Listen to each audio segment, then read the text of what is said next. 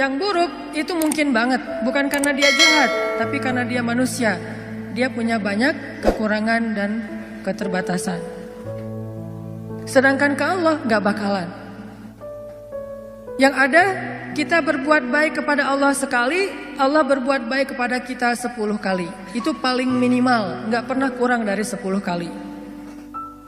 Kita jalan mendekat ke Allah, misalnya sejengkal, Allah mendekat kepada kita berapa? Sehasta. Kita mendekat kepada Allah sehasta, Allah mendekat kepada kita sedepa. Kita jalan kepada Allah dengan cara mendekat ke Allah dengan cara berjalan, Allah mendekat kepada kita dalam keadaan berlari. Itu yang terjadi. Ibaratnya kita telepon Allah sekali, Allah telepon kita 10 kali. Gak ada cerita kita ngejapri Allah terus diantepin contreng 2 tapi masih abu, gak kebaca. Itu gak ada. Sebel gak sih? Gregetan gak sih kalau kita ngejapri teman kita? Teman dalam tanda petik ya, teman spesial. Kita ngejapri dia nih, padahal dia udah lasinnya tuh berkali-kali tuh.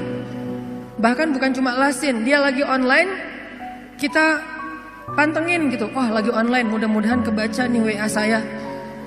Online-nya lama, berarti dia lagi chat sama yang lain. Pas udah online lama, tiba-tiba lasin, berarti dia udah offline lagi, tapi WA kita belum kebaca. Itu biasa banget tuh ke orang kayak gitu. Kita posting sesuatu, terus kita tag ke dia, kita mention ke dia, kita periksa likersnya satu-satu ya, karena likersnya nggak banyak sih. Kita periksa nih, oh ada 10 like, ternyata dia nggak ada di situ. Berat banget kan? Begitu dia posting, kita jadi first liker.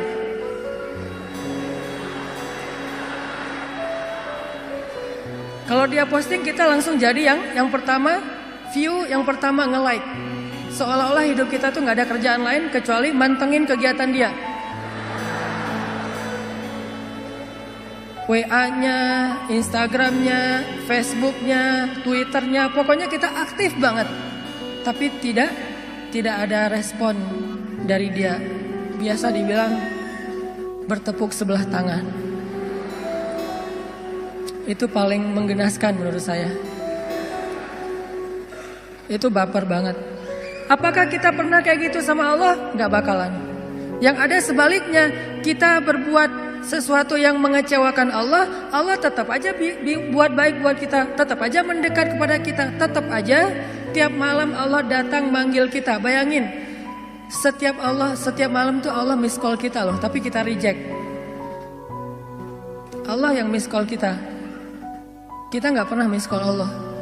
Karena setiap kali kita telepon Allah pasti diangkat. Setiap kali kita nge-WA Allah pasti Allah langsung typing, bukan cuma read. Daripada read tapi nggak dibalas juga kan sama aja sakitnya dengan nggak di-read ya. Ini begitu read biru langsung typing, langsung dibalas sama Allah. Wa idza sa'alaka ibadi anni fa inni qarib. Kalau hambaku bertanya kepadamu tentang aku, maka katakanlah sesungguhnya aku sangat dekat. Arti sangat dekat, gak ada cerita sinyalnya lost sinyal. Gak ada cerita lagi offline, jadi cuma centrang satu. Gak ada cerita lagi sibuk sehingga pas kita telepon dialihkan ke voice call misalnya, atau voice message. Ketika kita hubungi Allah, Allah nge-reject, itu gak ada. Ini qarib, ditambah lagi uji budak watad da'i idza da'an. Aku pasti akan menjawab japri-japrian dari hambaku kalau mereka menjapri aku. Aku juga bakalan angkat telepon dari hambaku kalau mereka telepon aku. Gak ada cerita aku akan mereject, gak ada. Ujibu dalam bahasa sosial media, Allah pasti akan membalas japrian kita. Ujibu dalam bahasa telepon, Allah pasti akan angkat telepon kita. Mustahil Allah gak ngangkat telepon kita. Kenapa ya telepon saya ditolak aja sama Allah? Kayaknya Allah lagi sibuk sama hambanya yang lain. Memang Allah sibuk, tapi Allah tidak pernah kewalahan. Kulla yaumin huwa fi sya'an. Setiap hari Allah sibuk, tetapi Allah tidak pernah kewalahan. La ta'khudhuhu sinatun wala naum. Allah tidak pernah lelah, tidak pernah mengantuk, tidak pernah tidur. Walaupun kulla yaumin huwa fi sya'an. Setiap hari Allah sibuk.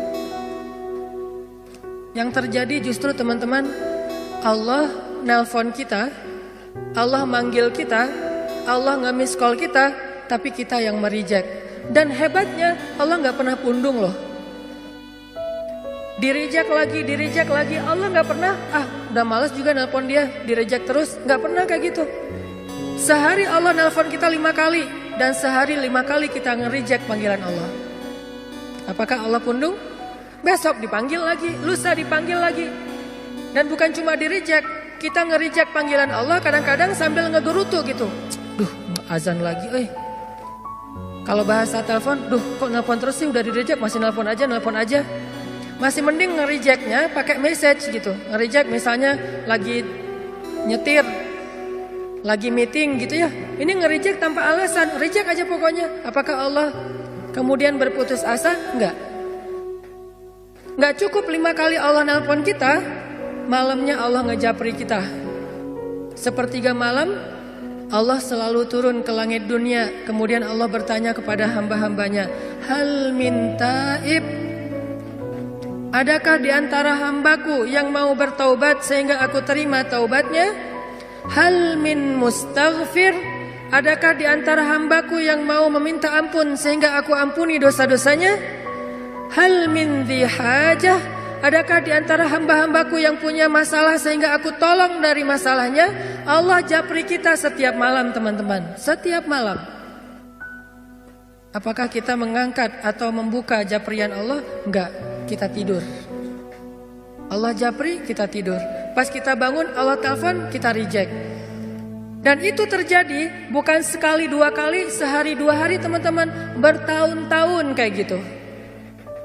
Dari sejak umur kita 12 tahun sampai umur kita sekian belas atau lebih 20 tahun, ternyata kita terus nge-reject dan tidak menghiraukan panggilan Allah Subhanahu wa taala. Tapi Allah masih manggil kita, ya ibadi, wahai hambaku, ditelepon lagi, nggak pernah berhenti. Sampai akhirnya setelah belasan tahun, puluhan tahun kita nge-reject panggilan Allah, sekali-kalinya kita angkat, Allah senang banget coba. Begitu kita angkat panggilan Allah, hayya 'alas shalah,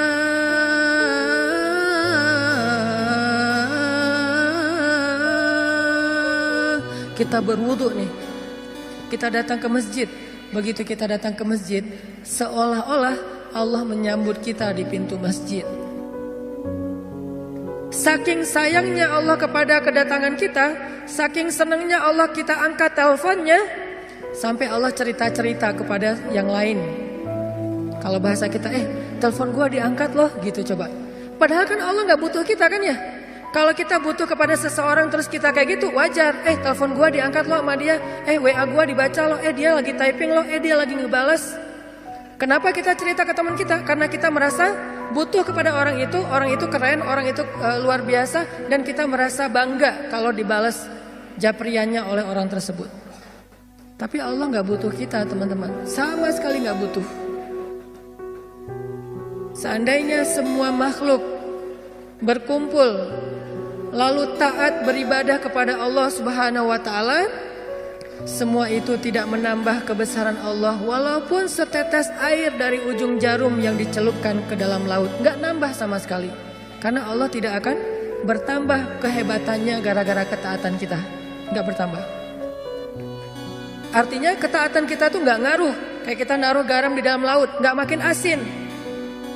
Kita naruh gula di dalam laut, gak berubah menjadi manis. Gak ngaruh sama sekali. Jadi Allah gak butuh kita.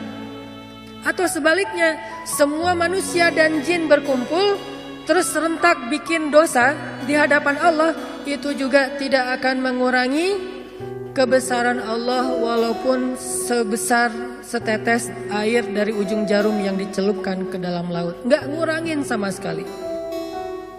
Allah itu ghaniyun 'anil alamin, gak butuh kepada hambanya, gak butuh sama sekali. Tapi kenapa ekspresi Allah itu kayak orang butuh banget? Disitulah rahmatnya Allah Subhanahu wa ta'ala.